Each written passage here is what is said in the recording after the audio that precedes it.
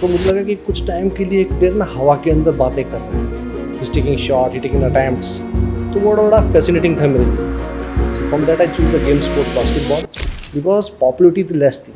तो कई बार लगता था कि यार कहीं गलत गेम तो आपने कर लिया। अब कुछ गेम ऐसे हैं जो आपके मुंह पे, अगर आपसे पूछा है क्रिकेट के प्लेयर्स के नाम कौन से, आप इमीडिएटली बता देंगे इंडियन रिप्रेजेंट कौन कौन कर रहा है। But on the other hand अगर आपसे बास्केटबॉल का पूछे तो आप नहीं बता पाएंगे। पढ़ोगे लिखोगे तो बनोगे नवाब, खेलोगे कूदोगे तो होगे खराब। तो उस चक्कर में पेरेंट्स का भी माइंडसेट ऐसा था कि मुझे अपने बच्चों को स्पोर्ट्स नहीं करवाना। करंट सिनेरियो की बात करूं, we are on 78th rank, FIBA ranking की बात करता हूं। तो कोच का अच्छा मूड है तो वो अच्छी ट्रेनिंग करा रहा है, कोच का अच्छा मूड नहीं है, आज उसको लगता है बहुत बिजी है तो बोलेगा बच्चों को जाके क्रॉस कंट्री कर लो। यूएसए की बात करते हैं तो उनका अपना एक LTAD मॉडल है, long term athlete development plan है, विच इज़ ऑफ 5 स्टेजेस। तो जब हमारा भारत वर्ल्ड यंग नेशन है जिसकी 65% जो पॉपुलेशन है आप फ्रॉम द यंगर ग्रुप, तो क्यों नहीं है medallist.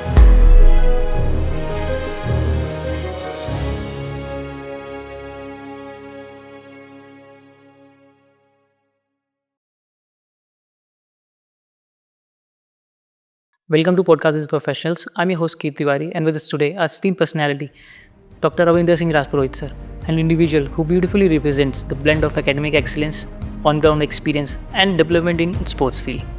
He's also an associate professor at Swarnim Gujarat Sports University and also a coach of Gujarat women's basketball team. Dr. Rajpurohit's journey bridges two powerful worlds: the academic research environment, where future sports professionals are nurtured, and the competitive arena, where he has successfully guided women athletes to state and national recognition. With over a decade of involvement in sports academia and practical coaching, Dr. Rajpurohit has seen the evolution of Indian sports from the grassroots to the policy level, a key contributor to sports education, coaching methodology, and athlete development in Gujarat and beyond. His insight reflects the realities of sports in India, from curriculum design to field execution, from university classrooms to state championships. Welcome, sir. Sir, can you take us back when you decided to become a basketball coach? Well, in initial my childhood days, I used to play a lot of other games also, like table tennis, badminton, football, basketball, cricket. But what most is like fascinating is basketball. अपने friends के साथ ऐसे ही मैं एक दिन ground पे गया and just watching the game of services team. तो the way they taking the lap shot and shots, तो मुझे लगा कि कुछ टाइम के लिए एक प्लेयर ना हवा के अंदर बातें कर रहा है, ही टेकिंग शॉट, ही टेकिंग अटेम्प्ट्स, तो वो बड़ा फैसिनेटिंग था मेरे लिए। सो from that I choose the game sports basketball. और उसके साथ साथ जब खेलने के साथ साथ मैं अपने जो जूनियर्स थे उनको भी सजेस्ट करता था कि which shot you have to take the right time, selection of shot आपका कैसा होना चाहिए, आपकी अप्रोच कैसी होनी चाहिए, आपका माइंडसेट कैसा होना चाहिए। तो खेलने के साथ साथ मैं उनको गाइड भी करता था और यही चीज़ें मुझे धीरे धीरे धीरे धीरे कोचिंग की तरफ ले जाती गई। और when I join LNIP Gwalior as a for doing the bachelors and master degree courses, तो वहाँ जाकर हमारे हाउसेस की टीम्स भी बनती थी, इंटरमल कॉम्पिटिशन्स होते थे। So I use to be play in the team A which is complete of basketball, और जो नॉन बास्केट बॉलर्स होते थे वो टीम B में खेलते थे। तो टीम B को भी ट्रेन करना हमारा काम होता था कि ठीक है आप टीम A में तो खेल ही रहे हैं, लेकिन टीम B जो नॉन बास्केट बॉलर्स हैं उनको भी आपको ट्रेन करना है ताकि आपका हाउस इंटरमल कॉम्पिटिशन जीते। So from that point I start unstructured coaching which I say, क्योंकि इतना नॉलेज नहीं था, इतनी चीज़ें नहीं मालूम, बस ये मालूम था कि किसी तरह से भी अपनी टीम को अच्छे कम्पीट करवाना है और उनको टूर्नामेंट विन कराना है। सो कोचिंग का थोड़ा सा जब बीच में जो ये स्टार्ट हुआ, ये इंटरमल कॉम्पिटिशन से और अपने कॉलेज डेज से ये स्टार्ट कर दिया था। बट स्ट्रक्चर्ड कोचिंग की अगर मैं बात करूँ, I done my diploma in 2013।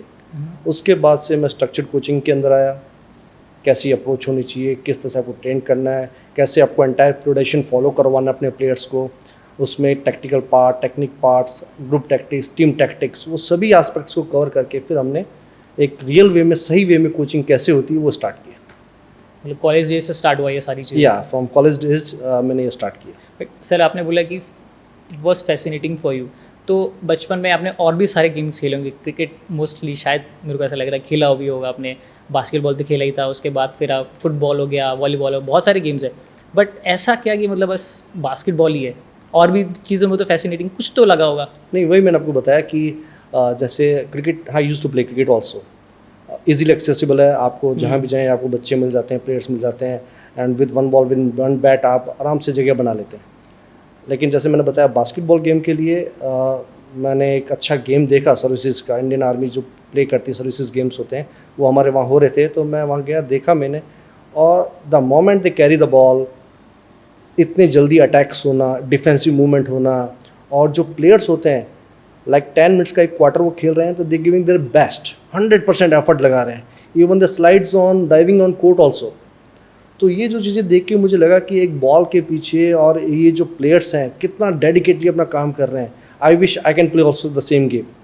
और उनको देखते हुए, उनकी जो अप्रोच को देखते हुए, उनके कोचिंग के माइंडसेट को देखते हुए, उनके प्लेयर के माइंडसेट को देखते हुए, आई थॉट कि नहीं, this is the game which I have to play, और मुझे खेलना चाहिए।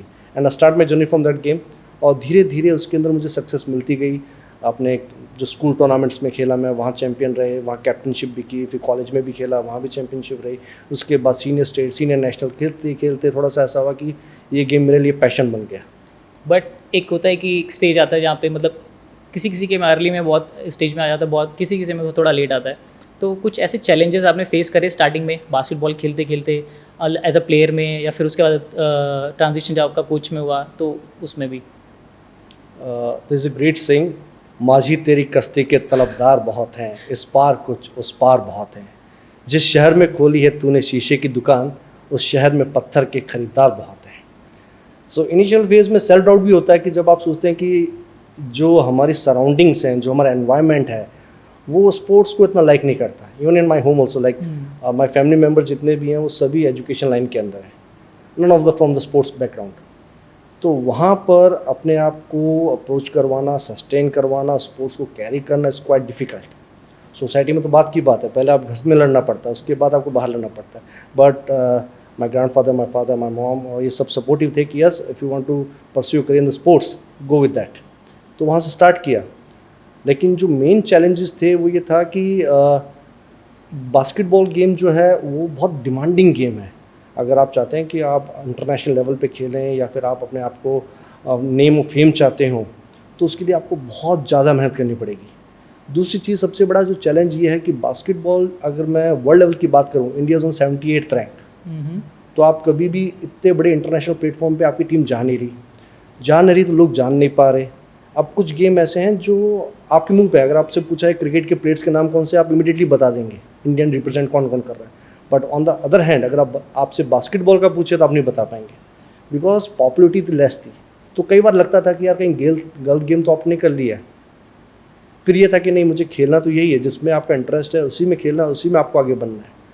तो वो चैलेंजेस हुए स्टार्टिंग के अंदर, बट यस, लेटर ऑन जैसे जैसे गेम खेलते गए इंटरेस्ट आता गया, लगा कि इसी को अपना सब कुछ माना और इसी में सब कुछ करना है। एंड लिटरली जब as a player career end किया, उसके बाद एज ए कोच अपना करियर स्टार्ट कर दिया। तो जो पैशन था उसी को अपना प्रोफेशन बनाया, एंड आई फील ग्रेट। और इस चीज़ के लिए मैं अब बिल्कुल अच्छा महसूस करता हूँ कि जो मेरे फ्रेंड सर्किल में है वो काफ़ी लोग, कोई इंजीनियर हैं, कोई डॉक्टर है, so they always criticising their self कि यार हमारा पैशन कुछ और था और हमारा प्रोफेशन कुछ और हो गया। बट यू आर गुड, जो तुम्हारा पैशन था वही तुम्हारा प्रोफेशन बन गया, and you are enjoying it. So yes, now I am enjoy my life. और अगर प्लेयर से लाइफ हटी है तो अभी कोचिंग लाइफ चल रही है। ओके सर, आपने बात करा कि पहले कॉलेज से था, फिर कोचिंग में आपने डिटर्मिनेशन और डेडिकेशन से इतना हमने अचीव किया। But as a team game basketball, इसने आपकी लाइफ में क्या क्या बदलाव मतलब ये लेकर आया, एज अ कोचिंग में भी और एज अ प्रोफेशनल लाइफ में भी? सी, बास्केटबॉल अगर मैं कहूँ ना, एक टीम गेम है।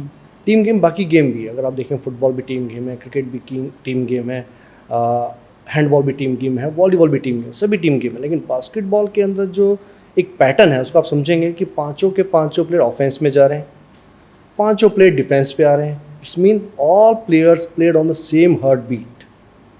अगर उसमें से कुछ बच्चे, यानी कुछ प्लेयर, 4 प्लेयर आपके एफर्ट मार रहे हैं, उनके बीट्स 160 प्लस या 180 प्लस है, और एक प्लेयर की हार्ट बीट 120 प्लस है, इसका मतलब कहीं ना कहीं उसके डिफेंस में या ऑफेंस में वीकनेस है। दैट्स वाई उसकी हार्ट बीट कम है, right.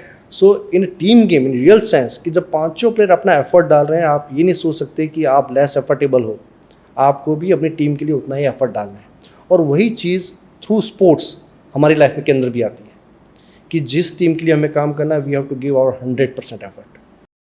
There is a great saying that राह जहाँ तक जाएगी राहगीर वहाँ तक जाएगा, दरिया से पूछ रहे हो नीर कहाँ तक जाएगा, उठा धनुष खींच निशाना साध निशाना मंजिल का, बाद में देखेंगे तीर कहाँ तक जाएगा। So first you have to take attempt, आपको अपना अटेम्प्ट लेना है, बाद में देखेंगे कि क्या सिचुएशन रहती है नहीं रहती। सो from that point I just कि जिस टीम में रहना है अपना बेस्ट एफर्ट देना है, अपना अच्छा काम करना है and bring it good results. और जिस ऑर्गेनाइजेशन में आप हैं या जिस एकेडमी पे आप हैं या जिस टीम के साथ आप हैं, आपको अपना 100% एफर्ट देना ही देना है। सर जिस पॉजिटिव एटीट्यूड में हमने ये सब अचीव किया है, कोचिंग लाइफ, प्रोफेशनल लाइफ, उसके बाद इन सब चीज़ों में, तो कोचिंग फिलॉसफी में कितना चेंज आया सर आपके इस गेम से? विद द टाइम कोचिंग में तो जो फिलॉसफी इवॉल्वमेंट आता ही रहता है, चेंजेस आते रहते हैं और आप सीखते हैं, specially tournament to tournament, year to year आप अपनी कोचिंग फिलॉसफी को भी चेंज कर मानते हैं। लेकिन ठीक है, आपका एक माइंडसेट तो होता ही है कोचिंग का कि मुझे इस तरह से कोचिंग पैटर्न ट्रेनिंग करवानी, बट यस आपकी जो कोचिंग देने का तरीका है और आपका जो पर्सपेक्टिव है वो विद द टाइम चेंज होता है। बिकॉज व्हाट आई फील, जब आप कोचिंग के साथ एसोसिएट हो गए, आप टीम के साथ एसोसिएट हो गए, मुझे कई बार कैंप्स ऐसे भी मिलते हैं टीम के साथ कि आपको 20 डेज 30 डेज का आपको कैंप मिल रहा है, after that you have to take the team for the competition कि 25-30 दिन बाद आपको टीम में लेके जाना है। During that phase 25 to 30 days आप ये नहीं कह सकते कि इस प्लेयर को आपने प्रिपेयर किया है या आपने इसको ट्रेन किया है, बिकॉज उस प्लेयर की जो जर्नी है वो 10-12 साल से चल रही है, बहुत पीछे से यस वो बहुत इनिशियल फेज से अपने आप को प्रिपेयर कर रहा है, आज वो स्टेज पे पहुंचा है कि वो अपने स्टेट को या अपने नेशन को रिप्रेजेंट कर रहा है। And with in that the frame of 25 days और 30 डेज आप ये नहीं कह सकते, क्लेम नहीं कर सकते कि this player is prepared by me, और आप ये भी नहीं कह सकते कि आपने वो कंपटीशन जिताया है। बट यस आपके पास इंग्रेडिएंट्स हैं, मेरे पास भी इंग्रेडिएंट्स हैं, हम दोनों को मिलकर एक सब्जी बनानी है, अलग अलग इंग्रेडिएंट्स सेम्स हैं, लेकिन मैं नमक मिर्च ज़्यादा डाल दूँ तो सब्जी का टेस्ट क्या होगा, कंप्लीटली चेंज हो जाएगा। और आप उसको सही प्रोपोर्शन में सही रेट में अगर यूज़ करेंगे तो आप अच्छी ग्रेवी बना लेंगे, अच्छी आप सब्जी बना लेंगे, राइट। तो उसी तरीके से आपको ये पता होना चाहिए एज ए कोच कि selection of the right person for the right job is the largest part of coaching, कि आपको किस प्लेयर को कहाँ यूटिलाइज करना है, किस जगह यूटिलाइज करना है, उसका यूज़ कैसे करना है। अगर ये आपको आता है तो आप वो 25-30 डेज को फ्रूटफुल बना देंगे और आप अपनी टीम के अंदर वो एनर्जी लेके आ जाएंगे और आप अपने प्लेयरों का ट्रस्ट जीत लेंगे कि सर जो रिज़ल्ट हमने पिछले 3-4 साल नहीं मिला वो आपने 25-30 डेज में दिलवाया, क्योंकि जो उनकी पोटेंशियल है, जो उनकी पॉजिटिव चीज़ें हैं, उनको आप यूटिलाइज़ करना। वही कोचिंग में राइट फिलॉसफी है कि उस 25-30 डेज़ को मैं कैसे यूटिलाइज़ करूँ और उसको कैसे और चैनलाइज करके एनर्जाइज करके बेस्ट रिजल्ट बच्चों से निकलूँ, क्वालिटी कोचिंग करो। बट सर मेरे को ऐसा एक, जैसे अगर आपने जैसे बात करी कि 25 से 30 डेज़ अगर हम मिलते हैं एक पर्टिकुलर, जैसे आपको कैंप मिलता है और भी कोचेज़ होते हैं, तो क्या ये 25 डेज़ 20 डेज़ 30 डेज़ ये एनफ होते हैं एक कोचिंग सेगमेंट के लिए या फिर एक टीम अच्छी करने के लिए, टीम अच्छा खेलवाने के लिए? So basically it's not sufficient number of days, but एक लिमिटेशंस भी है। बिकॉज अगर आप स्कूल सिस्टम की बात करें, वहाँ से जो प्लेयर्स आते हैं, फॉर एग्जांपल मैं गुजरात का एग्जांपल लेता हूँ, we all are in live in Gujarat. कुछ बच्चे हमारे सूरत में हैं, कुछ बड़ौदा में हैं, कुछ अहमदाबाद में हैं, कुछ हमारे भावनगर में हैं, अलग अलग जगह बच्चे रहते हैं।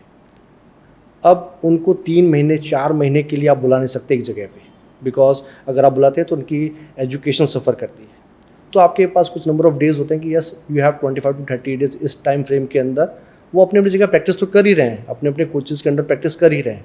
जो उनके साथ कोचेज़ होते हैं, एकेडमी के कोचेज़ होते हैं, उनके स्कूल के जो कोचेज़ होते हैं, उनके साथ तो काम कर ही रहे हैं। But when we talk about कि हाँ एक नेशनल कॉम्पिटिशन है, उसके लिए सबको आना है, सो 25-30 डेज़ भी अगर हम दे रहे हैं, मैं कह रहा हूँ is good number of days to understand the team.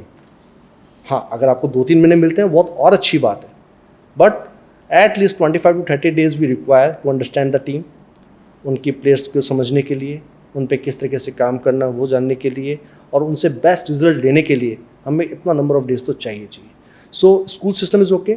अगर आप यूनिवर्सिटी लेवल के ऊपर हैं तो आपको नंबर ऑफ डेज़ आपके ज़्यादा भी हो सकते हैं, क्योंकि you are in one university, उसी यूनिवर्सिटी के बच्चे आपके west zone, all India, other competitions खेलते हैं। अगर आप स्टेट की टीम की बात करें, अगेन आपको 1 and 2 months इज़ इनफ, क्योंकि बच्चे सारे अलग अलग डिस्ट्रिक्ट से हैं। हाँ अगर आप नेशन टीम की बात करें, that time require at least 2 to 3 months camp, exclusive camp की बात कर रहा हूँ। हाँ, अगर आपके बाकी सेशंस प्रैक्टिस है वो तो राउंड द ईयर आपके चलते रहेंगे, but exclusive camp at least 2 to 3 month चाहिए जो बच्चा नेशन को रिप्रेजेंट कर रहा है। एक्सक्लूसिव कैंप की बात करूँगा मैं। अगेन मैं अपने व्यूअर्स को बताना चाहूँगा कि एक्सक्लूसिव कैंप जो है जिसके अंदर आपके जो प्रोबेबल्स प्लेयर हैं वो एक अम्ब्रेला के नीचे आके हार्डकोर ट्रेनिंग करें, एंड उनका थॉट प्रोसेस, उनका ट्रेनिंग प्रिंसिपल्स वो सभी एक जगह पर तरीके से तैयार हो, और ताकि वो अपना बेस्ट रिजल्ट अगले कंपटीशन में दे सकें। ओके सर, हमने बात करी कि गुजरात स्टेट की कोचिंग करियर की, प्लेयर बच्चों के खेलने की, बट अगर हम देखें कि कंडीशन जो है खेलने की, कोचिंग की, तो इसको आप कैसे कंपेयर करेंगे आई मीन गुजरात को इंडिया के लेवल पे, या फिर अदर डेवलपिंग नेशंस में जैसे चाइना हो गया जहाँ पे बहुत ज़्यादा खेला जाता है? बी फ्रेंकली मैं आपको बताऊं, गुजरात मॉडल जो है कोचिंग का, ये ट्रेनिंग का, one of the best model in India. अब वो कैसे है वो मैं थोड़ा सा एक्सप्लेन करता हूँ। सबसे अच्छी चीज़ क्या है कि स्कूल लेवल से ही यहाँ टैलेंट को आइडेंटिफाई किया जा रहा है। जो गुजरात में स्कूल्स हैं, जिसको स्कूल लेवल की policy district level sports school DLSS, वो हर एक डिस्ट्रिक्ट में ऐसे स्कूल्स को ओपन किया गया है जहाँ से बच्चा अपने डिस्ट्रिक्ट से, जो घर से बच्चे ट्रैवल नहीं कर पाते या अलग डिस्ट्रिक्ट में नहीं जा पाते, अलग एकेडमी में नहीं जा पाते, उनको उनके होम टाउन के अंदर DLSS के माध्यम से वहाँ पर ऐसी स्पोर्ट्स स्कूल्स का प्रोविज़न किया गया, which is done by the government of Gujarat, specially ministry of youth affairs and sports of Gujarat. तो उन्होंने ये चीज़ें की, और इसमें स्पोर्ट्स अथॉरिटी गुजरात का बहुत बड़ा रोल है जो इन चीज़ों को चैनलाइज कर रहा है पूरा। अब हर एक डिस्ट्रिक्ट में स्कूल होने से क्या हो रहा है कि जो बच्चे हैं वो आराम से एक्सेस कर पा रहे हैं, फैसिलिटीज़ मिल रही है, उनको डाइटरी बेनिफिट्स मिल रहे हैं, उनकी न्यूट्रिशंस पूरा मिल रहा है, उनको ट्रेनिंग के इक्विपमेंट्स मिल रहे हैं, उनको अच्छे कोचेज़ मिल रहे हैं, जिससे उनकी जो टीम्स हैं या प्लेयर्स की जो प्रिपरेशन है वो स्कूल लेवल से अच्छी हो रही है। इवन जो रूरल एरियाज में भी रहते हैं उनको भी बहुत अच्छे फैसिलिटीज इवन रूरल एरियाज़ के अंदर भी जो गेम्स आइडेंटिफाई किए, उनकी ट्रेनिंग हो रही है, उनकी कोचिंग हो रही है। इवन जो छोटे बच्चे होते हैं, अंडर 5 क्लास के जो बच्चे हैं, 5th और 6th क्लास के बच्चे, उनके भी YP यंग प्रूवन टैलेंट्स के थ्रू भी उन बच्चों को लिया जा रहा है, और उनकी ईयरली ट्वाइस और थ्राइस टाइम्स उनके एग्जाम्स भी हो रहे हैं, उनके फिजिकल फिटनेस टेस्ट भी हो रहे हैं, उसके बेस पे प्लेयर्स को सिलेक्ट किया जा रहा है। तो ये जो ग्रास रूट लेवल जो काम होना चाहिए वो गुजरात में हो रहा है। सेकेंडली, सेंटर ऑफ एक्सीलेंस, यहाँ अलग अलग गेम के सेंटर ऑफ एक्सीलेंस भी खोल रखे हैं। Basketball, football, volleyball, swimming, badminton, cricket, हर एक गेम के सेंटर ऑफ एक्सीलेंस ही है, जिसके अंदर बच्चे आते हैं और जो टॉप एंडेड है या हाई एंडेड प्लेयर है वो वहाँ अपने आप को ट्रेन करते हैं। इवन हाई परफॉर्मेंस सेंटर्स वो यहाँ ओपन किए गए हैं। नडियाद में अपना हाई परफॉर्मेंस सेंटर है जो बहुत अच्छा काम कर रहा है। वहाँ जो टॉप क्लास प्लेयर्स हैं वहाँ जाते हैं अपनी ट्रेनिंग के लिए, अपनी कोचिंग के लिए, वहाँ रह रहे हैं, वहाँ ट्रेनिंग कर रहे हैं और इंडिया को रिप्रेजेंट भी कर रहे हैं वहाँ से। इसी तरीके से गवर्नमेंट ऑफ गुजरात ने स्पोर्ट्स यूनिवर्सिटीज़ ओपन कर रखी है, स्वर्णिम गुजरात स्पोर्ट्स यूनिवर्सिटी जिसमें मैं काम कर रहा हूँ। तो वो भी एक उसका पिलर है कि जो बच्चे कॉलेज सिस्टम पास करते हैं या स्कूल सिस्टम पास करते हैं, जिन्हें अपना स्पोर्ट्स में अपना करियर बनाना है, they pursuing their courses like BPS, BSc sports coaching और diploma in sports coaching, PhD तक बच्चे वहाँ पर पढ़ाई कर रहे हैं। तो इस तरीके से गवर्नमेंट ने, गुजरात गवर्नमेंट ने स्पोर्ट्स का एक प्रॉपर इकोसिस्टम बनाया। इकोसिस्टम बन गया, ग्रास रूट पे काम हो रहा है, ऊपर लेवल पे काम हो रहा है। नाउ द टाइम कि जब ट्री ग्रो करेगा अच्छे से तो उसके फ्रूट्स भी बहुत अच्छे होंगे, and we all are waiting for that fruits. For sure, हमारा विजन भी सर वैसे ही है। अभी 2036 का ओलंपिक्स का मीटिंग भी है, कॉमनवेल्थ भी आ रहा है 2030। इवन आप देखेंगे गुजरात बहुत बड़े बड़े मेजर कंपटीशन होस्ट कर रहा है। अभी 2029 के world police fire games host कर रहा है, 2030 कॉमनवेल्थ गेम्स है, 2032 अंडर 17 फुटबॉल वर्ल्ड कप वो लेके आ रहे हैं, and finger crossed we looking for 2036 Olympic games also. तो ऐसे बैक टू बैक बड़े बड़े मेगा इवेंट्स यहाँ आ रहे हैं, जिसका मतलब है आने वाले 10 साल स्पोर्ट्स के डोमिनेट करने के टाइम आ गए हैं। और यहाँ पर वी आर वेरी फॉर्चुनेट कि हम ऐसी जगह पे हैं कि जहाँ पर स्पोर्ट्स का बूम आने वाला है। So we are in right time, और हमें यहाँ पर अच्छा काम करना जिससे कि we can bring a good result for our nation. Sir, हमने जैसे बात करी कि DLSS बहुत सारी मतलब स्कीम चल रही है, फिर भी जो रिजल्ट्स आने चाहिए, जो डिज़ायर रिजल्ट्स होने चाहिए वो आ नहीं रहे। इसका रीज़न क्या हो सकता है सर?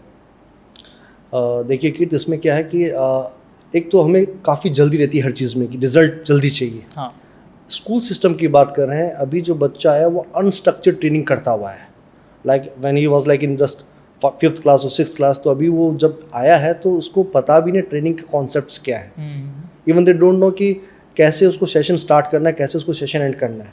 तो उस अर्ली फेज के अंदर अगर हम चाहते हैं रिजल्ट ओरिएंटेड हो जाएं, विच इज़ नॉट पॉसिबल। एक तो ये कि हमारी एक्सपेक्टेशन जल्दी होनी नहीं चाहिए, दूसरा ये है कि कई बार हमें भी लगता है कि हाँ चलो ठीक है हम ट्रेनिंग कर रहे हैं, 3-4 साल से डीएलएस रन कर रहे हैं, रिजल्ट क्यों नहीं आया। But this is the preparation phase, जिससे प्रिपरेशन में कहते हैं प्रिपरेटरी फेज में हम ओरिएंट करते हैं, प्लेयर को तैयार करते हैं ताकि वो नेक्स्ट फेज जो आने वाला है, जिसमें हम कंपटीशन फेज या प्री कॉम्पिटिटिव फेज आ रहा है, उसको वो बियर कर ले, तो उसकी प्रिपरेशन चल रही होती है बेसिकली। बट यस, मैं ये कहूँगा कि उसमें एक चीज़ ये भी है कि हमें ग्रास रूट लेवल के ऊपर अच्छे कोचेज़ को इंट्रोड्यूस करना चाहिए। देयर इज ग्रेट सिंग कि जात न पूछे साधु की, पूछ लीजिए ज्ञान, मोल करो तलवार का, पढ़न न दो मयान। तो हम जैसे वैल्यू करते हैं ना कि अच्छे टीचर्स की, अच्छे कोचेस की, उनकी वैल्यू भी हमें करनी चाहिए। So we have to identify good coaches. मैं सिर्फ डीएलएसएस की बात नहीं कर रहा, मैं एंटायर नेशन की बात कर रहा हूँ कि जहाँ पर ग्रास रूट लेवल पे काम हो रहा है और जहाँ स्ट्रक्चर्ड कोचिंग या ट्रेनिंग चल रही है, वहाँ हमें अच्छे कोचेस भी अपॉइंट करने चाहिए। Usually what we are doing, हम अच्छे कोचेस को अपॉइंट कहाँ कर रहे हैं, हायर लेवल पे। आपके पास जो मटेरियल आ रहा है, जो स्टफ़ आ रहा है, अगर वो ग्रास रूट लेवल पे ही अच्छे से प्रिपेयर होके आएगा आपके पास, then thing will be very easy for you. आप आराम से उनको डायरेक्शन दे सकते हैं, and on your direction, on your command, they perform very well. अब जहाँ आपको ज़्यादा मेहनत नहीं करनी पड़ेगी। But what actually going on कि ग्रास रूट पे जो हमारा कोचिंग स्टफ़ है या फिर जो हमारी ट्रेनिंग एस्पेक्ट्स हैं, वो उतनी अच्छी नहीं हो पा रही। तो वी विश कि हमारे जो ग्रास रूट लेवल पे है उसमें भी कोचिंग अच्छे से हो, so we get good number of result, और जिससे कि हमारा जो रिज़ल्ट है और अच्छा हो और इंटरनेशनल लेवल पे भी हम अच्छा परफॉर्म कर पाएँ। स्कीम्स की हमने बात करी, पहले भी बात की, डीएलएसए से चल रहा है, बट एक ऑल इंडिया में जैसे इंडियन गवर्नमेंट में नेशनल एजुकेशन पॉलिसी भी इंट्रोड्यूस करी फिजिकल एजुकेशन, इसको लेके आपका क्या राय है? देखिए, इससे जो पहले सेकंड एजुकेशन पॉलिसी थी, इससे 34 मतलब 2020 से पहले 34 1986 ऑनवर्ड लाइक ऐसी एजुकेशन पॉलिसी फ्रेम हुई थी। उसके बाद 34 ईयर्स के बाद इन 2020 third NEP national education policy frame हुई, जो स्पोर्ट्स के लिए बहुत बेनिफिशियल है। कैसे? अर्लियर जो हम स्पोर्ट्स को देखते थे, हम we see as a extra curriculum activities, now sports in main stream. पहले जो पेरेंट्स थे वो ये देखते थे कि स्पोर्ट्स तो करना नहीं है, क्योंकि स्पोर्ट्स से आपको क्या मिलेगा, ब्ला ब्ला, जो आपने ग्रेट से पुरानी जो कहावत है सुनी भी होगी, पढ़ोगे लिखोगे तो बनोगे नवाब, खेलोगे कूदोगे तो होगे ख़राब। तो उस चक्कर में पेरेंट्स का भी माइंडसेट ऐसा था कि मुझे अपने बच्चों को स्पोर्ट्स नहीं करवाना, मैं इसको डॉक्टर बनाऊंगा, इंजीनियर बनाऊंगा, या फिर ये फला तला जो भी आप सोचते हैं अच्छे अच्छे पोस्ट स्पोर्ट्स के अलावा सब, हाँ बाकी वो सब सोचते, because sports is not in main stream. But अभी क्या हुआ, 2020 एनईपी के थ्रू ये क्लियर डायरेक्शन आ गया है कि sports is now in A main stream. तो उस मार्क्स को पाने के लिए भी, अपने फिजिकल एजुकेशन और स्पोर्ट्स में अच्छे ग्रेड्स पाने के लिए भी बच्चा मेहनत कर रहा है, सो ओवरऑल अपने परसेंटेज को इम्प्रूव कर ले। तो मैं ये कहूँगा विलिंगली नहीं हो पा रहा, लेकिन हाँ बाय हुक और क्रुक कुछ ना कुछ तरीके से वो ग्राउंड पे आ रहा है, जिसके बेनिफिट्स उनको पेरेंट्स को भी मिल रहे हैं। Definitely sir. अब वो कैसे, देखिए अगर मैं आपको छोटा सा एग्जांपल देता हूँ, बच्चे आईआईटी में जा रहे हैं, एमबीबीएस कर रहे हैं, सिविल सर्विस की तैयारी कर रहे हैं, यूपीएससी की तैयारी कर रहे हैं, पेरेंट्स बहुत सा प्लेंटी ऑफ मनी उनके ऊपर कैपिटल लगा रहा है कि मेरा बच्चा मेहनत करे, पढ़ाई करे और सक्सेस गेन करे। बट कहीं ना कहीं कुछ बच्चों का फेलियर भी आता है, और जब वो फेलियर आता है, एंजाइटी आती है, स्ट्रेस आता है, तो वो उससे कॉप अप नहीं कर पाता, and most of the students commit suicide. अब ये जो सुसाइडिकल केस बढ़ रहे हैं, मेनली क्या है कि वो अपने फेलियर को डाइजेस्ट नहीं कर पाते, प्रेशर हैंडल नहीं कर। But sports is one of the way जहाँ पर आप हर दिन खेलते हुए जीतते भी हैं, हारते भी हैं, and and of the day after winning and losing, जब आप इतनी ज़्यादा जीतते हैं, इतनी बार हारते हैं, तो आप उसको डाइजेस्ट कर लेते हैं, आप कॉप अप कर लेते हैं, और वो जो विनिंग एंड लूजिंग का डिफरेंस है वो धीरे धीरे एकदम कम हो जाता है। और वही चीज़ बच्चों को आगे सीखने को मिलती है, जिससे कि जब वो हायर एजुकेशन करते हैं या पढ़ाई करते हैं या लाइफ के अंदर भी कहीं फेलियर फील होता है, तो स्पोर्ट्स उनको एक बहुत बड़ा बाउंस बैक देता है कि ओके आज हम आ रहे हैं, कल हम जीतेंगे भी। तो एनईपी ने ये बहुत अच्छा काम किया है। इसके साथ साथ एनईपी जो बच्चों को क्लासरूम से ग्राउंड पे लेके आ रही है, वो एक इम्पॉर्टेंट एस्पेक्ट है कि बच्चा अभी तक फिजिकल एजुकेशन की जो क्लासेस होती है, आपका म्यूज़िक टीचर आ गया, आपका कोई अलग SCW टीचर आ गया, उसने क्लास में कुछ एक्टिविटीज़ कराई, class is over, but now you have to come on the ground. और इसमें आपकी जो क्लासेस हैं उनके पीरियड्स को वीकली आपने जो increase number of time increase किया है वो भी बहुत अच्छी चीज़ है। जैसे आप कंपेयर करते हैं, मैं US को और इंडिया को कंपेयर ऐसे स्पोर्ट्स में हम नहीं कर सकते, लेकिन थोड़ा सा उनकी गुड क्वालिटीज़ को हम जरूर कंपेयर करेंगे। USA, अगर आज की बात मैं USA की बात करूँ, 3000 प्लस मेडल्स हैं उनके in Olympic games, and we are at 41 medals, 10 gold, 10 silver, 21 bronze. With this stats, we are on like 41 medal only. तो USA का जो कुछ मॉडल है, ठीक है, वो बहुत डेवलपिंग कंट्री है, वी आर अंडर डेवलपिंग और हम डेवलपिंग वे में जा रहे हैं, सो के फाइन, बट स्टिल उनका बेस्ट एस्पेक्ट क्या है कि प्री स्कूल टाइम से भी वो 2 आवर्स पर डे अपने बच्चों को एक्सक्लूसिवली स्पोर्ट्स में दे रहे हैं। एंड वेयर वी आर, अब जाके NEP 2020 आया है, जिसकी वजह से फिजिकल एजुकेशन स्पोर्ट्स की एक आइडेंटिटी बनी है, जिससे लोग ग्राउंड पे आना स्टार्ट कर रहे हैं, बच्चे क्लासरूम से बाहर निकल के आ रहे हैं। That is the positive sign. आज नहीं, आने वाले 5-10 सालों के अंदर हमें इसके अच्छे रिजल्ट्स भी मिलेंगे।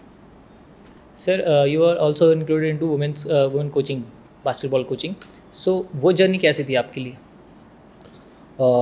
Women's basketball team coaching, it was very interesting, क्योंकि क्या होता है कि I use to give coaching to males team only, अभी तक तो वही चल रहा था। मैंने गुजरात वुमेंस टीम को कोचिंग दिया, तो उसके अंदर थोड़ा सा चेंजेस आते हैं, क्योंकि आप बॉयज़ को जिस तरह से स्क्वाड कर सकते हैं, आप शाउट कर सकते हैं, उनसे अपना काम करवा सकते हैं, जो भी आपको ग्राउंड पे ऑन फील्ड ट्रेनिंग करवानी है, but with the womens you have to tackle very in other way, right. आप उनको स्कॉल नहीं कर सकते, आप उनको हार्ड पुश नहीं कर सकते, सो बड़ी टैक्टिकली आपको, और उनके अंदर डिफरेंसेस ऑफ ओपिनियन भी बहुत होते हैं। सो टीम को वन पेज पे लाना, उनको प्रॉपर ट्रेनिंग कराना, उनको मोटिवेट करना इज़ द बिगेस्ट टास्क।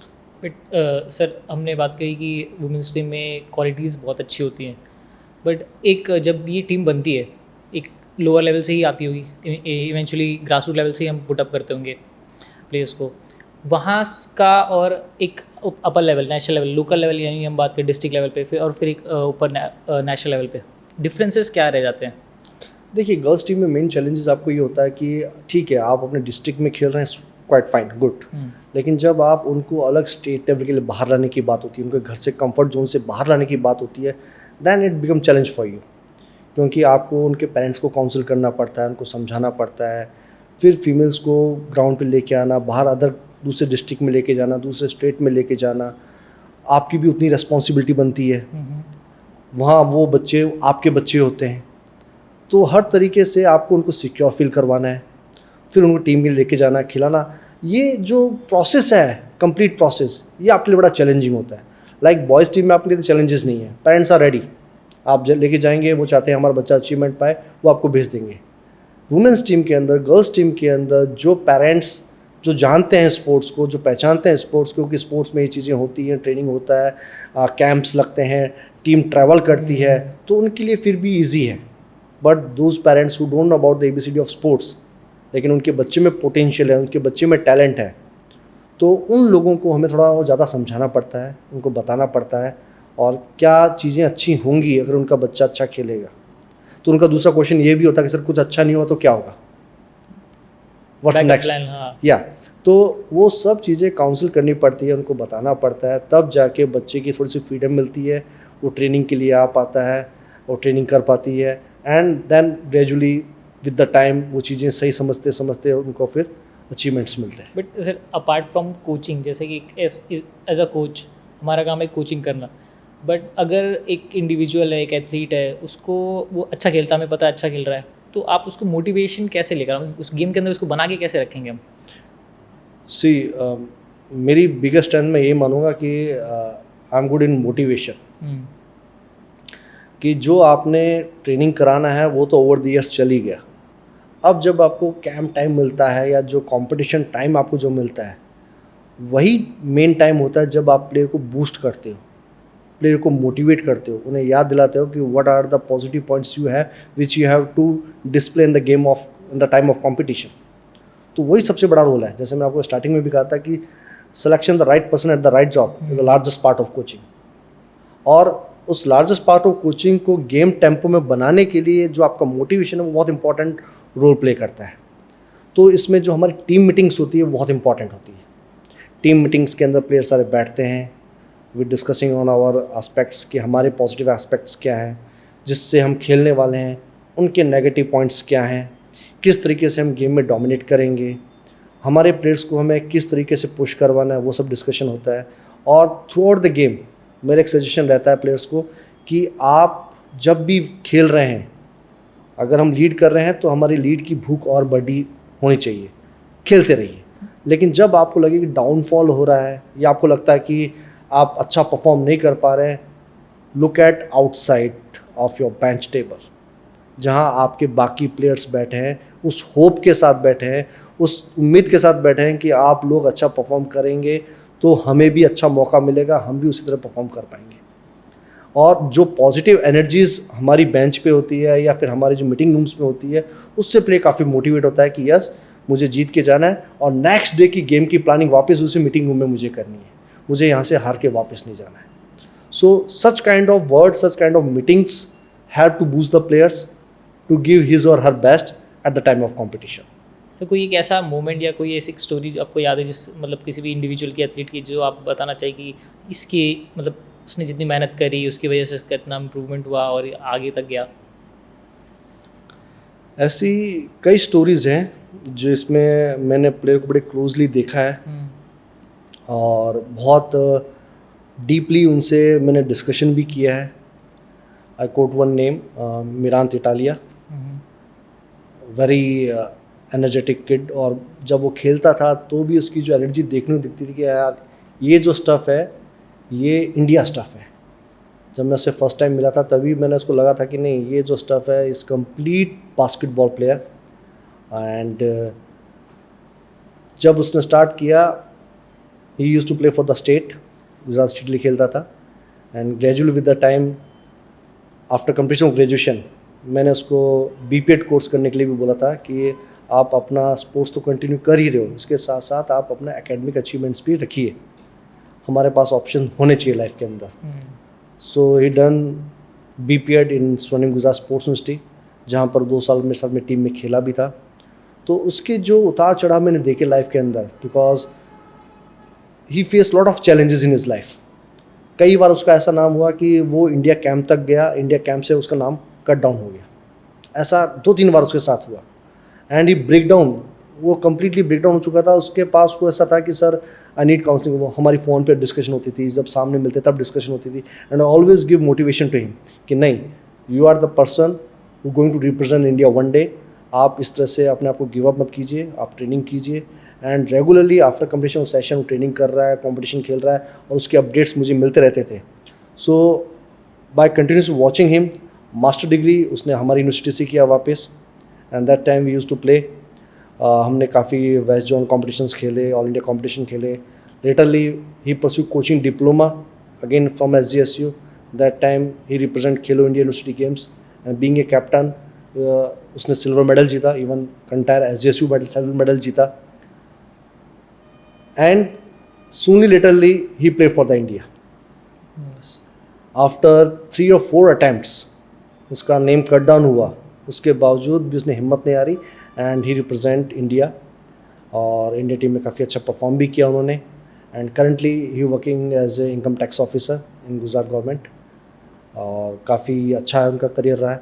तो ऐसे बच्चों से मोटिवेशन मिलता है और ऐसे हमें भी एनर्जी मिलती है, चार्जअप मिलता है कि yes we have to perform very well.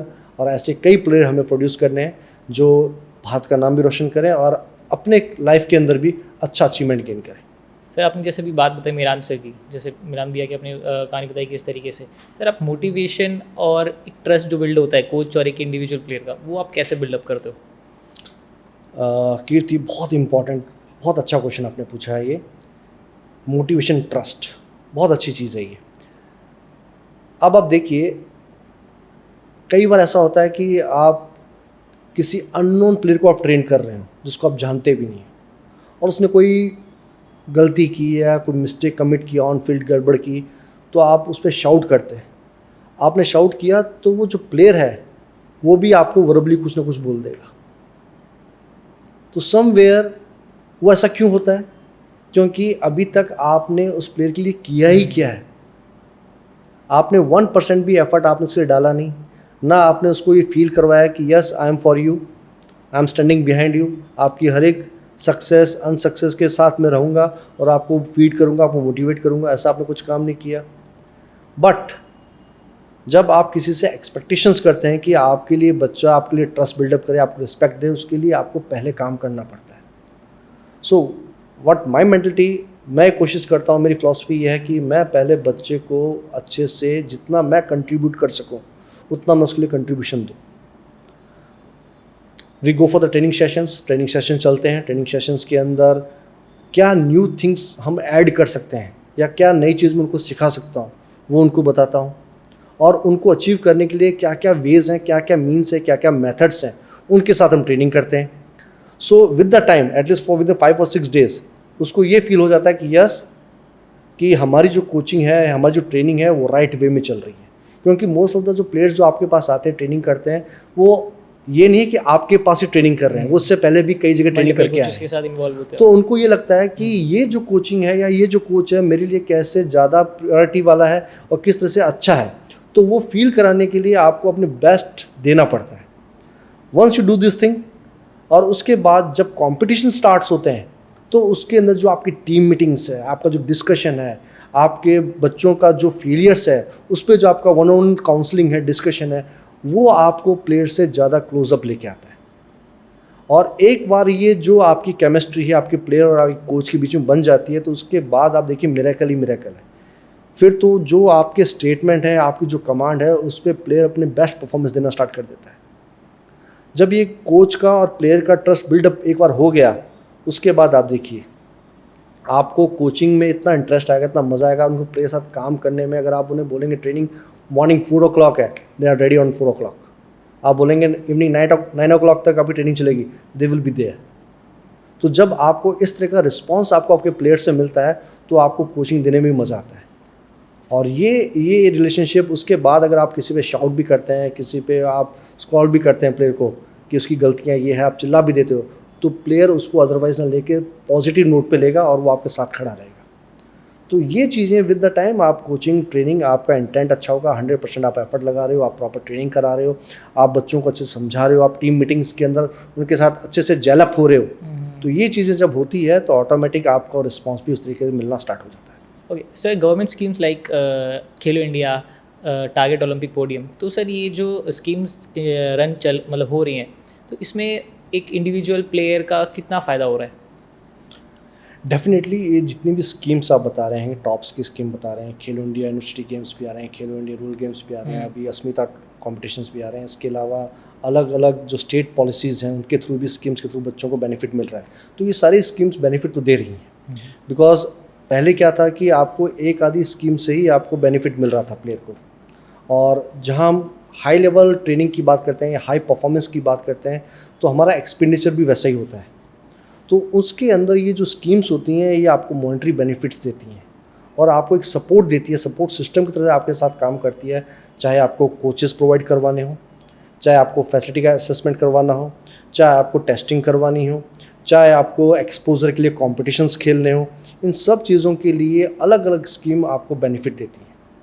सो मैं ये चाहूँगा कि ऐसी स्कीम और ग्रास रूट लेवल पे भी आए, not only for the high ended player, grass root level players के लिए भी ऐसी स्कीम्स, ऐसी चीज़ें होनी चाहिए जिससे कि हमारा जो स्पोर्ट्स इकोसिस्टम है वो और अच्छा रॉबस्ट और अच्छा स्ट्रॉन्ग बने। ये सारी स्कीम्स हैं अदर डेवलपिंग नेशंस में पहले से, जैसे हम चाइना में देख लो आप, फिर वहाँ पे छोटे बच्चों से ही जिमनास्टिक एकदम ग्रास रूट पे ही स्टार्ट करा, उन बहुत सारी स्कीम्स हैं उनके पास। फिर यूएस है, यूरोपियन कंट्रीज़ है, वहाँ पे बहुत सारी ऐसी स्कीम्स हैं जो चल रही हैं। तो इंडिया को भी स्टार्ट करना चाहिए। या डेफिनेटली देखिए उनकी जो स्कीम्स के साथ साथ जो उनका इकोसिस्टम है वो भी अलग अलग तरीके से है। जैसे आप यूएसए की बात करते हैं तो उनका अपना एक LTAD मॉडल है, long term athlete development plan है, विच इज़ ऑफ 5 स्टेजेस। इसी तरह से यूएसए का आप देखेंगे तो उसका एक LTAD मॉडल अलग है, ब्रिटेन का अलग मॉडल है, कनाडा का 7 स्टेजेस मॉडल है। So they work on their model कि आपकी जर्नी है जो प्री स्कूल से स्टार्ट होकर एंड ऑफ द लाइफ तक आप किस तरीके से मूवमेंट करेंगे, किस फेज़ में कौन सी ट्रेनिंग होगी, कौन सा पैटर्न होगा, वो उनका प्री डिफाइंड है, जिसकी वजह से उनके प्लेयर्स जो होते हैं या उनके जो लोग हैं वो अच्छे से उन चीज़ों को अचीव कर पा रहे हैं। दैट्स वाई जिन जिन कंट्रीज़ का मैंने आप नाम लिया, चाइना है, यूएसए है, ब्रिटेन है, आप उनको देखेंगे ओलंपिक के अंदर भी they are in top 5। 19 medals, 18 medals, even gold, direct gold. And unfortunately अभी तक हमारे यहाँ पर हमारा कोई ऐसा ट्रेनिंग मॉडल नहीं बना, but I am very pretty sure कि अभी इस पे काम चल रहा है। अभी अलग अलग स्कीम्स के साथ साथ हमारे मॉडल पे भी काम चल रहा है कि आइडियल मॉडल हमारा क्या होना चाहिए, जिससे कि हमारे जो प्लेयर्स हैं, जो एक्टिव लाइफ से स्टार्ट होता है, जो बच्चे छोटे होते हैं प्री स्कूल्स वाले, उस स्टेज से लेकर आप जब तक अपनी कोचिंग करियर ख़त्म करते हैं तब तक का आपका एक ट्रेनिंग मॉडल क्या होना चाहिए, किस तरीके से आप काम करेंगे, ट्रेनिंग करेंगे, या फिर आप एक्टिवली जो टीम्स हैं उनके साथ कैसे एसोसिएट होंगे, उन सब पे काम चल रहा है। और ऐसा एक मॉडल जितना जल्दी हो उतना जल्दी हमारी रिक्वायरमेंट है, ताकि हम आने वाले ओलंपिक्स के अंदर अच्छा परफॉर्म कर सकें। 32 ब्रिस्बेन में ओलंपिक है, 32 के अंदर 36 वी आर लुकिंग फॉर कि इंडिया के अंदर ओलंपिक हो, तो उस टाइम फ्रेम के लिए हमें प्रिपेयर रहना पड़ेगा और हमें इस तरह से मॉडल LTAD मॉडल इंट्रोड्यूस करना पड़ेगा। इवन हमारा जो विजन है 2047 का कि टॉप 5 कंट्रीज नेशंस में हमारा नाम होना चाहिए, स्पोर्टिंग नेशन। या विकसित भारत की अगर आप बात करें 2047 में, अगर आपको वहाँ पहुँचना है तो आपको सिर्फ एक पहलू से नहीं जाना, आपको अलग अलग पहलू से जाना है। क्योंकि अगर हम ये कहें तो भारत जो है यंगेस्ट नेशन है, अगर एवरेज एज निकालें, चाइना की निकालें, आप USA की निकालें, we are on the first position. Developing countries की बात करूं तो हमारी जो एवरेज एज है is around 26 to 27 years. 60% mostly India, 65% young India है। हाँ।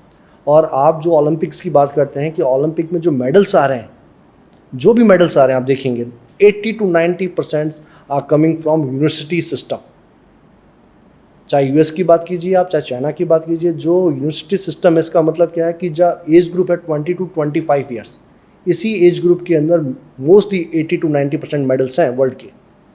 तो जब हमारा भारत वर्ल्ड यंग नेशन है, जिसकी 65% जो पॉपुलेशन है फ्रॉम द यंगर ग्रुप, तो क्यों नहीं है मेडल ले सकते। हमारे पास टैलेंट भी है, हमारे पास लोग भी हैं, हमारे पास अच्छे कोचेस भी हैं, और टचवुड हमारे पास अब फैसिलिटीज़ भी अच्छी हैं। अब बस है कि हमें वैसा काम करना ताकि we get the good number of result and good number of medals in upcoming Olympic games. Definite sir, आपने जैसे बोला कि हमारे पास इंफ्रास्ट्रक्चर भी है, फैसिलिटीज़ भी है, मैन पावर भी है, तो अब पहले की चीज़ें अलग थी जब 2020 पहले के हम देखें, बट उसके बाद अभी जैसे टेक्नोलॉजीज़ अच्छा हो रहा है, मतलब बहुत अच्छी तरीके से आगे बढ़ रही है, इसमें एक जो अभी न्यू एज का कोच है वो कैसे कोप अप कर पाएगा? पहले जैसे आपने कहा कि पहले हमारा जो साइंटिफिक बैकग्राउंड था, रिसर्च वाला एरिया था, या फिर हमारा साइंस, स्पोर्ट्स साइंस थी, जिसमें आपके किनेसियोलॉजी, बायोमैकेनिक्स, साइकोलॉजी, एंथ्रोपोमेट्रीज, ये इन चीज़ों का, इस फील्ड का हमारे जो कोचेस थे या जो हमारे प्लेयर्स थे उनको इतना नॉलेज नहीं था। लेकिन आज का जो स्पोर्टिंग सिस्टम है या आज का जो स्पोर्टिंग कल्चर है, इकोसिस्टम है, टोटली डिफरेंट है। अब प्लेयर्स के पास पहले से ही डेटा शीट आ जाती है, स्टैट्स आ जाते हैं कि अपोनेंट टीम कैसी है। दे नो वेरी वेल कि हमारा अपोनेंट किस मूव में खेलता है, हमारा अपोनेंट्स की क्या पॉजिटिव साइड्स है, क्या नेगेटिव साइड्स है। तो ये सब कहाँ से आ रहा है? It's all come from the scientific background, कि जो रिसर्च पीपल हैं, जो एनालिस्ट हैं, ये पहले से ही पूरी रिपोर्ट प्रिपेयर करके रखते हैं कि आपको किस तरीके से खेलना है और अपोनेंट किस तरह से बिहेव करेगा eight the time of competition. तो जब हमारा ये सिस्टम डेवलप हो रहा है तो उसके लिए हमारे कोचेस को भी उस तरह डेवलप होना पड़ेगा। इसलिए जो सर्टिफिकेशन कोर्सेज़ हैं, जो कैप्सूल कोर्सेज़ हैं, चाहे आप स्ट्रेंथ एंड कंडीशनिंग की बात कर लें, चाहे आप साइकेट्रिस्ट की बात कर लें, चाहे मैश्योर की बात कर लें, ये जो अलग अलग एरियाज़ हैं, इनको जानना भी कोच के लिए उतना ही इम्पॉर्टेंट है। इसलिए आज जो हमारे यहाँ डिप्लोमा स्पोर्ट्स कोचिंग कोर्सेज चल रहे हैं, चाहे आप NSNS पटियाला की बात कर लें, चाहे आप LNIP ग्वालियर की बात करें, चाहे आप सोनी गुजरात स्पोर्ट्स यूनिवर्सिटी की बात करें, चाहे Tamil Nadu sports of physical education sports university की बात करें, सभी स्पोर्ट्स यूनिवर्सिटीज़ के अंदर करिकुलम्स के अंदर, डिप्लोमा कोचिंग के अंदर स्पोर्ट्स साइंस सब्जेक्ट के ऊपर एम्फेसाइज किया जा रहा है, ताकि जो हमारा कोच यहाँ से निकले वो सिर्फ टेक्निकल और टैक्टिकल एस्पेक्ट्स के अलावा जो आपकी स्पोर्ट्स साइंस के कोर सब्जेक्ट्स हैं, इनके अंदर भी बेसिक नॉलेज लेके निकले, ताकि फील्ड पे जाकर उस चीज़ को वो बच्चों को बता सके और उनको उस तरह से ट्रेन कर सके। और जो चीज़ इस करिकुलम में नहीं आती, उसके अलावा भी अगर आपको नॉलेज लेना है तो आपके डोर्स ओपन हैं। आप स्ट्रेंथ एंड कंडीशनिंग का कोर्स कीजिए, आप न्यूट्रिशन का कोर्स कीजिए, आप स्पोर्ट्स साइकोलॉजी का कोर्स कीजिए, ताकि छोटे छोटे कैप्सूल्स के अंदर आप वो नॉलेज ले लें और उन नॉलेज को अपग्रेड करके आप बच्चों तक पहुंचाएं, जिससे कि आप अपने रिजल्ट को और अच्छा रिजल्ट बना सकें। डेफिनेटली सर, हमने बात करी कोचिंग की, एस्पेक्ट्स की, बट यहाँ पे बहुत सारे पिलर्स भी होते हैं कोचिंग के अंदर, वो क्या क्या है? सी कोचिंग के अंदर जो सबसे इम्पॉर्टेंट एस्पेक्ट है जिस पे हम काम करते हैं, फिजिकल फिटनेस के ऊपर। We work on techniques, we work on tactics, we work on the mental rehearsal and strength and conditioning को भी बोलूँगा कि वो भी एक इम्पॉर्टेंट एस्पेक्ट है, जो कि फिजिकल फिटनेस के अंदर आ जाता है। लेकिन अभी अगर आप देखेंगे स्पोर्ट्स के अंदर मैं बात करता हूँ, जैसे हमने फिजिकल फिटनेस की बात की, फिजिकल फिटनेस में सिर्फ हमारे ग्राउंड लेवल पे ही फिजिकल फिटनेस नहीं रहा। अब फिजिकल फिटनेस आपको अपनी मसल डेवलपमेंट के ऊपर भी काम करना होगा, आपको गेम की स्पेसिफिक रिक्वायरमेंट क्या है उसके ऊपर भी काम करना पड़ेगा। अलॉन्ग विद दैट जो आपके बाकी कंपोनेंट्स है, जैसे agility, balance, coordination, reaction time, speed, power, इन सब पे तो आप काम कर रहे हैं। इसके साथ साथ आप जो गेम स्पेसिफिक रिक्वायरमेंट है उस पर भी आपको काम करना पड़ता है। Then you work on technical aspects, जो भी गेम की बेसिक फंडामेंटल्स हैं उस पर आप काम करते हैं। गेम की जो टैक्टिक्स है, चाहे वो ग्रुप टैक्टिक्स बोल लीजिए, चाहे वो टीम टैक्टिक्स बोल लीजिए, उस पर भी आप काम करते हैं। तो ये सब पिलर्स पे अब जब आप काम करते हैं तो आप एक अच्छे प्लेयर को तैयार कर पाते हैं। जैसे मैं स्ट्रेंथ एंड कंडीशनिंग एग्जांपल लूँगा। बच्चे ट्रेनिंग करते हैं, उनको कभी स्ट्रेंथ ट्रेनिंग या जिम की तरफ लेके नहीं जाया जाता। आप एक छोटा सा एग्जांपल ले लीजिए शूटिंग का। 10 मीटर पिस्टल शूटिंग कर रहे हैं, for holding that pistol you need a good strength in your shoulder. तो उन बच्चों को आपको बताना पड़ेगा कि शोल्डर के अंदर जो आपके डेल्टॉइड है, इसमें एंटीरियर, मीडियल, पोस्टीरियर डेल्टॉइड, अलग अलग सेगमेंट्स हैं मसल के, उसमें कितना ज़्यादा वेट जो है आपके एंटीरियर डेल्टॉइड पे आ रहा है, इतना परसेंटेज, तो उसके हिसाब से you have to strengthen your anterior deltoid. Medial deltoid को ट्रेन करना है, पोस्टीरियर डेल्टॉइड ट्रेन करना है, तो उसके लिए जो कोचेज़ हैं उनको भी अवेयरनेस होनी चाहिए कि आपको किस तरह से उनको स्ट्रेंथ ट्रेनिंग करवानी है। पहले अलग था, पहले स्ट्रेंथ ट्रेनिंग पे इतना एम्फेसिस नहीं था। पहले तो आप अपनी पर्सनैलिटी से, आपकी जो इंटरनल पावर्स हैं उसके थ्रू आप खेल लेते थे। बट अब कम्पिटिटिव वर्ल्ड के अंदर आपको हर एक तरीके से अपने आप को तैयार करना पड़ता है। आपको हर एक मसल्स पे, आपको हर एक ट्रेनिंग पे, ट्रेनिंग के मीन एंड मेथड्स पे, इन सब पे काम करना पड़ता है, तब जाके आप अपने आप को अच्छे से प्रिपेयर कर पाते हैं for the mega competition. Sir, strength and conditioning की अगर मैं बात करूँ तो एसएनसी जो एक टर्म है, ये बेसिकली किस एस्पेक्ट पे हम इसको ज़्यादा इस पर एम्फेसिस करते हैं? I mean long duration play के लिए या फिर जनरलाइज बॉडी को मतलब वेयर एंड टियर से बचाने के लिए? सी स्ट्रेंथ एंड कंडीशनिंग ऐसा नहीं है कि सिर्फ स्पोर्ट्स पर्सन ही कर सकता है। एक जनरल ह्यूमन बीइंग जो स्पोर्ट्स से जिसको एसोसिएशन नहीं है वो भी कर सकता है, बिकॉज अल्टीमेटली उसकी जो डिग्री ऑफ इंटेंसिटी है, वॉल्यूम है, वो चेंज होते रहते हैं। कि अगर आप नॉर्मल ह्यूमन बीइंग, आप किसी स्पोर्ट्स से एसोसिएट नहीं है, लेकिन आप अपने चाहते हैं कि अपनी फिटनेस पे काम करना चाहते हैं, अपने आप को ट्रेन करना चाहते हैं, तो आपका इंटेंसिटी उतनी हाई नहीं होगी। But yes, you do certain exercises to keep yourself fit. आप एक्सरसाइजेस करते हैं, रूटीनली करते रहते हैं। और जो स्पोर्ट्स पर्सन है उसकी हो सकती है इंटेंसिटी और ट्रेनिंग का वॉल्यूम थोड़ा डिफरेंट हो, राइट। अब उसके अंदर जब हम स्पोर्ट्स पर्सन की बात कर रहे हैं, जैसे आप बड़े बड़े जितने भी स्पोर्ट्स पर्सन आइकॉनिक प्लेयर्स हैं, आप उनको देख लीजिए, वो डेली अपना रूटीन वो फॉलो कर रहे हैं। स्ट्रेंथ एंड कंडीशनिंग का मतलब सिर्फ जिम हिट करना ही नहीं है, उसका मतलब है ऑन फील्ड ट्रेनिंग भी है। कंडीशनिंग के अंदर आप रनिंग है, आपके जितनी मोटर कंपोनेंट्स है उस पर आप काम कर रहे हैं, स्पीड पे काम कर रहे हैं, आप इंड्योरेंस पे काम कर रहे हैं, आप फ्लेक्सिबिलिटी पे काम कर रहे हैं, आप जिम के अंदर मसल्स पे भी काम कर रहे हैं, ताकि आपकी जो मसल मेमोरी है, आपकी जो गेम मेमोरी है, वो उस एनर्जी को, उस डिमांडिंग मीट को कर सके, ताकि आप कॉम्पिटिशन के अंदर अच्छा परफॉर्म कर सकें, राइट। तो इसके लिए अलग अलग तरीके से कोचेस ट्रेनिंग कराते हैं। कई कोचेस हैं जो आपको कार्डियो सेक्शन पे भी हिट करते हैं, कई कोचेस हैं जो आपको जिम कार्डियो पे वर्कआउट करते हैं, ट्रेडमिल है, एलिप्टिकल है, क्रॉस ट्रेनर्स हैं, उस पर काम करते हैं। कई कोचेस हैं जो आपको, अगर आपको स्ट्रेंथ डेवलपमेंट के लिए, प्लॉयमेट्रिक के लिए पे काम करेंगे। कई लोग आपको मैक्सिमम मसल्स को ट्रेन करना है, या फिर आपको स्ट्रेंथ बिल्ड करनी है, हाइपरट्रॉफी पे काम करना है, तो अलग अलग सेगमेंट्स पे उस पर काम होता है। So as per the demand of your sport, as per demand of the athlete, या फिर आप रिहेबिलिटेशन के लिए आए हैं तो उसके लिए टोटली डिफरेंट हो जाता है, right. So as per your requirement, as per your need, जो स्ट्रेंथ एंड कंडीशनिंग है वो आपको दी जाती है, ताकि आप अपने गेम के टेम्पो को अच्छे से मेंटेन कर सकें, आप अपने आप को इंजरी से बचा सकें, और अच्छे से अच्छा परफॉर्म आप अपने कॉम्पिटिशन टाइम पे दे सकें। ओके सर, हमने कोचिंग की इतनी सारी बातें करी, but how would you differ कि गुड कोच और ग्रेट कोच कैसे अलग होते हैं? सी, जब हम बात करते हैं good coach and A great coach, तो उसमें डिफरेंस है। इन माई ओपिनियन, गुड कोच का मतलब क्या है कि गुड कोच जो है वो आपको असिस्ट कर रहा है फॉर विनिंग द कॉम्पिटिशन। आपने कोई टूर्नामेंट है या कॉम्पिटिशन है, उसमें आपको जिताने में आपकी मदद कर रहा है। But when we talk about the great coach, which means it build champions, वो चैम्पियंस बिल्ड कर रहा है। वो सिर्फ आपको एक कॉम्पिटिशन के लिए प्रिपेयर नहीं कर रहा, एक टूर्नामेंट के लिए प्रिपेयर नहीं कर रहा, he building you for the number of competitions. आपको एक चैम्पियन बना रहा है, जिसका मतलब क्या है, आप 15 से 20 साल आप अपने आप को डेडिकेटली स्पोर्ट्स के अंदर इन्वॉल्व रखेंगे and you play as a champion. India में ऐसे गिने चुने ऐसे प्लेयर हैं जिनको मैं चैम्पियंस बोल सकता हूँ, जिसमें से कुछ नाम मैं आपको बताता हूँ, जैसे Dhanraj Pillay, I call him a champion in real way. Reason behind it, because he represent the nation from 16 years, 4 Olympics player ने खेले हैं। तो ऐसे जो प्लेयर 4-4 साल 5-5 ओलंपिक्स खेल रहे हैं, इसका मतलब क्या, उनके पीछे जो उनके कोचेज़ हैं, दे बिल्ड द चैम्पियंस। आप देखिए फिल जैक्सन, फिल जैक्सन आप नाम सुना होगा, जिसने कॉबी ब्रायंट और इतने बड़े बड़े प्लेयर प्रोड्यूस किए। They build champions. Even world का सबसे बड़ा, मैं most decorated Olympian on the earth बोलता हूँ, माइकल फेलिप्स, 28 मेडल्स। क्या लेगेसी होगी उस प्लेयर की। उस प्लेयर को तैयार करने वाला उसका coach Bob Bowman, he produce a world champion. उसने बिल्ड चैम्पियन ऐसा किया, वर्ल्ड चैम्पियन प्रोड्यूस किया। और ऐसा नहीं है कि वो बिल्ड चैम्पियन एक बार बना दिया छोड़ दिया। आपने उसकी पूरी स्टोरी सुनी होगी माइकल फेलिप्स की। He was drug addicted also. उसके बाद उसको वहाँ से वापस निकालना, वापस उसको ओलंपिक खिलाना, ये कोई मतलब एक आम आदमी नहीं कर सकता।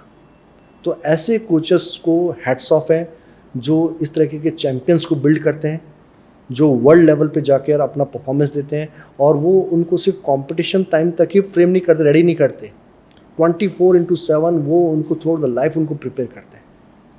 सो आई विश कि हमारे यहाँ जो कोचेज़ हैं, गुड कोच की जगह ग्रेट कोच बने, और अपने अपने रिस्पेक्टिव एरियाज़ के अंदर जहाँ जहाँ वो हैं, चाहे ग्रास रूट लेवल पे हो, चाहे स्टेट लेवल पे हो, चाहे नेशनल लेवल पे हो, चाहे इंटरनेशनल लेवल पे हो, वो अपना कंट्रीब्यूशन दें और अच्छे प्रिपेयर तैयार करें। And no doubt we are working on it. और जो हमारे कोचेज़ हैं वो डेडिकेटली काम भी कर रहे हैं, बिकॉज वी आर इंडियंस, और हम लोग इमोशनली बहुत स्ट्रांग होते हैं। हम इमोशनली भी उतना ही काम करते हैं अपने प्लेयर्स के लिए, कि हो सकता है कि हमारे पास मॉनिटरी इतना कुछ नहीं है देने के लिए, हो सकता है टेक्निकली हम इतना साउंड ना हो, but emotionally we are connected with our players. और उसी की वजह से ये होता है कि जो हमारे जो कोचेज़ होते हैं और जो प्लेयर्स होते हैं, उनकी बॉन्डिंग बहुत अच्छी होती है। आज भी आप देखते हैं स्कूल्स के अंदर, यूनिवर्सिटी सिस्टम के अंदर, बच्चा अगर maths, science, physics, English teacher के पाँव छुए ना छुए, लेकिन आपकी पी टीचर के पाँव छुएगा। That respect earn by our coaches and teachers. और ये स्पोर्ट्स के साथ होगा। आप देखेंगे जो स्पोर्ट्स होगा वो बच्चा वही करेगा। तो कहीं ना कहीं वो रिस्पेक्ट अर्न किया, और वो एक क्वालिटी है ग्रेट कोच की, कि आपने अपने सराउंडिंग वो एनवायरनमेंट क्रिएट किया है, आपने अपने वर्क से, अपने वर्क एथिक से वो चीज़ें बनाई है। सो आई विश ऐसे कोचेज़ और ज़्यादा हों, जिससे कि हमारे जो प्लेयर्स हैं उनका रिजल्ट भी बहुत अच्छा हो। टेल मी अबाउट कि how would you handle a setback? I mean कोई भी हम मैच खेल रहे हैं, उसमें कुछ मिसहैप होता है, उसको आप कैसे हैंडल करते हैं एज अ कोच पर्सपेक्टिव से? सी, बिकॉज एक चीज़ तो आपको समझ लेनी चाहिए कि स्पोर्ट्स, गेम्स और स्पोर्ट्स के अंदर ये चीज़ें होती हैं। आप हर दिन अच्छा नहीं खेल सकते। कुछ ऐसे मोमेंट भी आते हैं, कुछ ऐसी चीज़ें भी होती है कि जब आप गेम लूज़ कर जाते हैं। But most important part is कि आप अपने बच्चों को, अपने प्लेयर्स को वापस बाउंस बैक करने की जो होप है वो आपको देनी है, और उसको बताना है कि you have to play smarter. जो आज वीकनेसेस है, जो आपकी गेम लूज़ हुआ है, उस पर भी डिस्कशन होना चाहिए कि why we lose today's game, what are the reason behind it. क्योंकि until unless if you are not aware about that part, तो आप बच्चों को तैयार नहीं कर पाएंगे कि आपको अगले दिन कैसे तैयार करना अपने आप को। सो इट्स वेरी इंपॉर्टेंट कि जो मैच हारना भी ज़रूरी है। अगर आप कंटिन्यूसली मैच जीतते जा रहे हैं, तो आपको लगता है कि you are the super power, आप अपने जो वीकनेस पे काम करना बंद कर देंगे, राइट। तो जब ऐसे सेटबैक्स आते हैं, वो भी आपके लिए ज़रूरी है, ताकि आप अपने बच्चों को समझा सकें, अपने प्लेयर्स को समझा सकें, और सबसे पहले आप अपने आप को भी समझा सकें, ताकि आपको भी पता चले कि what are the main weaknesses going on in your team. तो जब आपको उनका पता चलता है, उन एरियाज़ का पता चलता है, तब आप अपनी टीम के साथ, अपने कोचिंग मेंबर्स स्टाफ के साथ बैठ के डिस्कशन करते हैं और उनको वापस तैयार करते हैं, एंड नेक्स्ट गेम के अंदर वापस डबल एनर्जी के साथ आप ग्राउंड पर उतरते हैं और आप कंपटीशन जीतने के लिए जाते हैं। सो मेरा ये मानना है कि आफ्टर लूजिंग द गेम सिर्फ आप सेट बैक करके रूम पे मत जाइए, आप बैठिए, आप डिस्कशन कीजिए, अपने आप से बात कीजिए, अपने कोचिंग स्टाफ के साथ बात कीजिए, अपने प्लेयर्स के साथ बात कीजिए, ताकि आप उसका कंक्लूजन निकाल सकें, आप जो लूज हुए उसके पॉइंट्स को फाइंड आउट कर सकें, and then only you can grow up. How do you see a future of Indian basketball? Future of basketball की आप बात करें तो अगर मैं अभी एक करंट सिनेरियो की बात करूं, we are on 78th rank FIBA ranking की बात करता हूं, तो अभी बहुत दूर चलना है, बिकॉज जो डेवलपिंग नेशंस हैं, जैसे अगर मैं टॉप 5 नेशंस की बात करूं, जैसे यूएस है, सर्बिया है, फ्रांस है, जर्मनी है, they are dominating in basketball. Dominate क्यों कर रहे हैं? ऐसा नहीं है कि उनके पास स्टफ़ बहुत अच्छा है, स्टफ़ हमारे पास भी अच्छा है, लेकिन जो ग्रास रूट लेवल पे जो फैसिलिटी चाहिए वो हमें नहीं मिल पा रही। अब बास्केटबॉल जो गेम है वो इंडोर गेम है, और अगर आप अपने सराउंडिंग में देखेंगे तो नंबर ऑफ बास्केटबॉल कोर्ट जो हमारे 80% आज भी आउटडोर हैं। इससे होता क्या, जो बच्चे अर्ली स्टेज पे जो बच्चे खेलने चाहिए वो हार्ड सरफेस पे जंप कर करके उनके नी डैमेजेस हो चुके हैं, उनको इंजरीज हो चुकी हैं, जिससे कि जब उनको अचीवमेंट या फिर उनको जब अपना बेस्ट परफॉर्मेंस देनी है, हाई परफॉर्मेंस देनी है, तब तक वो पहुंच नहीं पाते। उसके लिए हमें अपने आप को प्लेयर को तैयार करना है कि कैसे भी करके हमारे जो इकोसिस्टम है वो थोड़ा स्ट्रांग बने, हमारे पास अच्छे प्लेयर हैं, हमारे पास अच्छे कोचेज़ हैं। अगर हमें फैसिलिटीज़ अच्छी मिले और प्रॉपर चैनल से हमारी ट्रेनिंग जो इनिशियल स्टेज में स्टार्ट होनी चाहिए वो हो जाए, और हमारे पास कोई ऐसा LTD मॉडल्स जो एक जैसी ट्रेनिंग हमारे हर एक डिस्ट्रिक्ट में, हर एक स्टेट में चैनलाइज हो जाए, तो हो सकता है हमारे रिज़ल्ट और जल्दी अच्छे हो जाएं और आने वाले 8-10 सालों के अंदर हम इंटरनेशनल लेवल पे भी अच्छे रिजल्ट्स लेके आए। सर ये बताइए कि जैसे पहले एक डेकेड के पहले उतनी स्पोर्ट्स यूनिवर्सिटीज़ नहीं हुआ करती थी, बट अब 2015 2020 के बाद या उसके इस फेज़ में स्पोर्ट्स यूनिवर्सिटीज़ का जो डेवलपमेंट है हुआ है, और फिर इनका जो काम करने का तरीका है वो किस तरीके से बदला है? आपने अच्छा क्वेश्चन पूछा ये कि पहले इतनी स्पोर्ट्स यूनिवर्सिटीज़ नहीं हुआ करती थी। अभी आप देखेंगे हर एक स्टेट में स्पोर्ट्स यूनिवर्सिटीज़ आ गई हैं। सबसे पहले जो तमिलनाडु स्पोर्ट्स यूनिवर्सिटी तमिलनाडु में आई, उसके बाद स्वर्णिम Gujarat sports university become a sports university, उसके बाद हरियाणा में स्पोर्ट्स यूनिवर्सिटी आई, पंजाब के अंदर है, राजस्थान के अंदर आ गई है, इम्फाल के अंदर आ गई है, यूपी के अंदर आ गई है। अभी हर एक स्टेट के अंदर अपनी अपनी एक स्पोर्ट्स यूनिवर्सिटी हो गई है। पहले क्या होता था, एक लैंग्वेज बैरियर था। फॉर एग्ज़ाम्पल मैं अपने गुजरात की बात करता हूँ, जो बच्चे गुजरात में हैं दे आर लाइक कि जो उनका बैकग्राउंड है schooling system, they are Gujarati medium. अब वो बच्चा वहाँ जाता था तो पटियाला जाए या LNP ग्वालियर जाए, दे फेस चैलेंजेस। उसके पास टैलेंट है, उसके पास लर्निंग एबिलिटी है, वो जानता है हर चीज़, वो डिलीवर भी कर सकता है, बट कहीं ना कहीं लैंग्वेज बैरियर आता था, जिसकी वजह से उसके जो अंदर का कोचिंग था वो बाहर नहीं आ पा रहा था। But due to sports universities हर एक स्टेट में आने से बच्चे कंफर्टेबल फील हो गए कि यस अब हमारे लैंग्वेज बैरियर नहीं है। अगर मैं साउथ से हूँ तो साउथ इंडियन लैंग्वेज में भी बात कर रहा हूँ, अगर मैं नॉर्थ में हूँ तो नॉर्थ में, ईस्ट में, वेस्ट में, तो आप हर एक जगह आपकी आपकी स्पोर्ट्स यूनिवर्सिटीज़ आ गई है, वहाँ जाके वो बच्चा अपनी एजुकेशन परस्यू कर रहा है, अपने व्यूज़ फ्रीली या दे सकता है। दूसरा, पहले जितने भी यूनिवर्सिटीज़ थी वो फिजिकल एजुकेशन की थी, तो वहाँ पर एक मोटिव था कि बच्चे को we have to prepare for the physical education teacher और for the assistant professor in the universities in physical education field only. But now they are number of areas which is open now, कि आप sports management है, आपका physiotherapy है, आपका sports scientist है, आपका coaching area है, आपका स्ट्रेंथ एंड कंडीशनिंग है। तो स्पोर्ट्स यूनिवर्सिटीज़ के अम्ब्रेला के अंदर ऐसे बहुत से कोर्सेज रन हो रहे हैं जो कि ना सिर्फ फिजिकल एजुकेशन से एसोसिएट है, इसके अलावा बाकी कई एरियाज से उसको इन्वॉल्व किया गया है।